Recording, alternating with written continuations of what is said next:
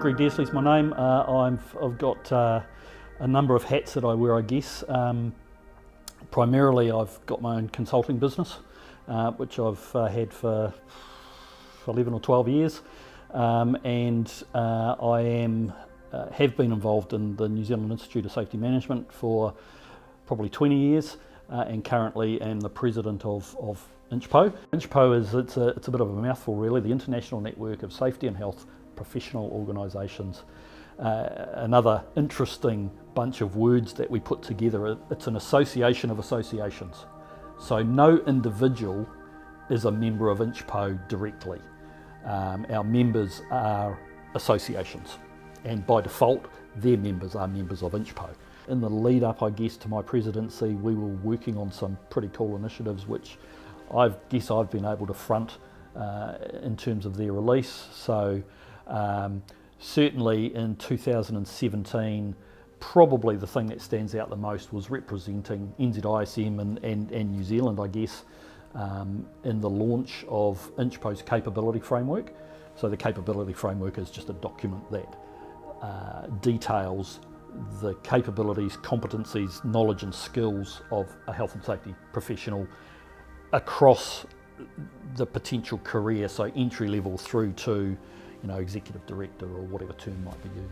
I guess fast forward to 2022 under my presidency, we have really been driving our strategy, which is based on keeping the capability framework current, and we're just in the process of negotiating with some providers around reviewing the framework. A lot's changed since 2017. Alongside that, we have initiated a bit of a video product where we make some video on what our members have done with the capability framework in using it, so as an example, I'm really proud that Victoria University in New Zealand is one of the people that we've showcased, in that they used the framework to build their master's program in health. We have also in the last couple of years released a couple of other products purely based around our capability framework, such as a position description builder.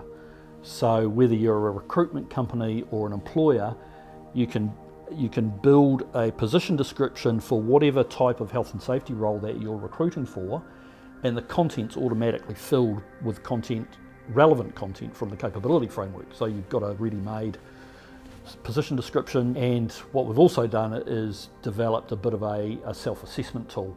So individuals can go through the self-assessment process, which is again based on the content of the capability framework. It comes out with a report that says you're really strong over here, but you've, through the process of self-assessment, identified that you've got gaps in your knowledge or skills in this area. So that then helps people design their professional development plan going forward. Like many people, I guess, of my generation, I sort of fell into health and safety. I did do a fitter-turner apprenticeship over at Chelsea Sugar, which is over there somewhere, back in the late 80s. And then when I finished that, went and did a whole bunch of other things, and was working in an operational role for a transport company, and a health and safety job opportunity came up, and the job that I was in was on the verge of being made redundant, and the organisation said, "Here, what about this?" And so I sort of blindly jumped in and accepted that role back in 2000, and it was from entry-level operational sort of stuff, responsible for a small part of the organisation, and in 2006 that organisation was bought by an Australian corporate, and long story short, I ended up as the National Health, Safety, Environment, Quality Training Manager for New Zealand for that operation, and I guess that's what led me into the sort of the leadership stuff that I've sort of been focusing on, certainly since I became self-employed anyway. I started my own business in 2011, and in about 2012-ish, the then Auckland branch manager of NZISM became the president, and so I sort of must have been the only person left in the room and ended up with the Auckland branch manager job, and then that led into the presidency role in 2016, which I held for the 4-year, two-year terms, and handed the reins over in 2020 to the current president.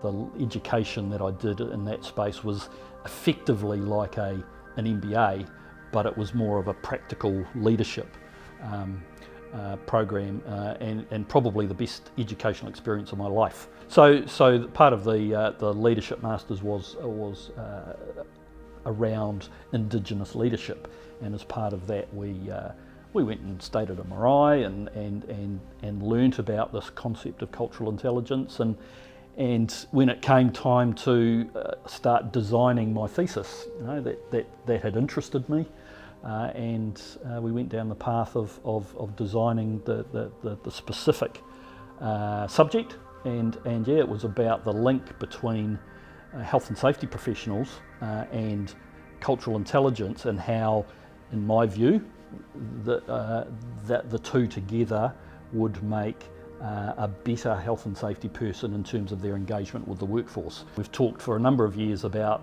whether the word common sense is even a thing from a safety perspective, and certainly again this cultural intelligence concept I guess highlights the fact that people have had different upbringings.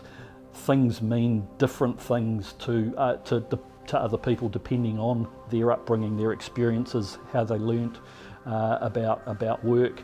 And so it's not necessarily about ethnicity.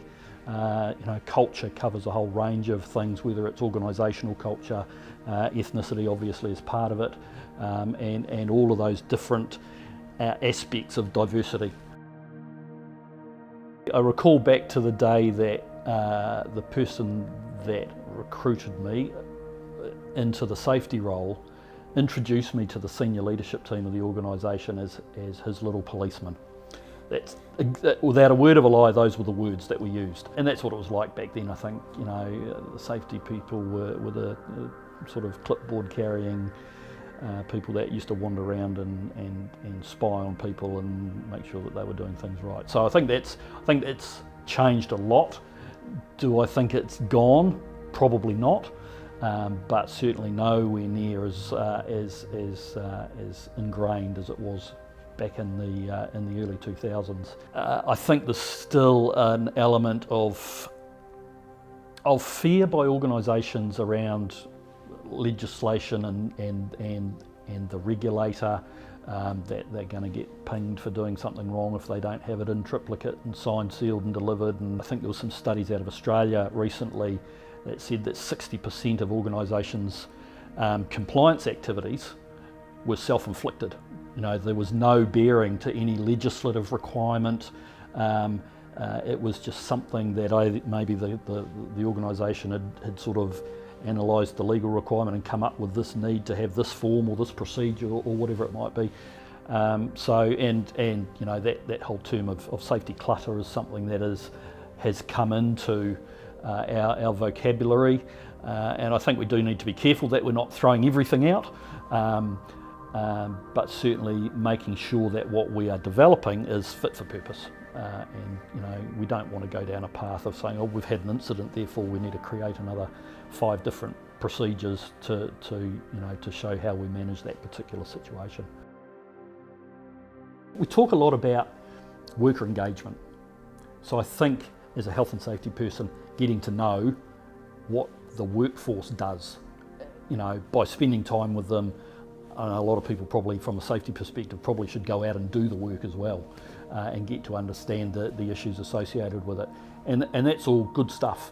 But actually that's the other end of the hierarchy as well that we need to understand. We need to understand what makes the chief executive or the financial controller or the HR manager or the operations manager tick.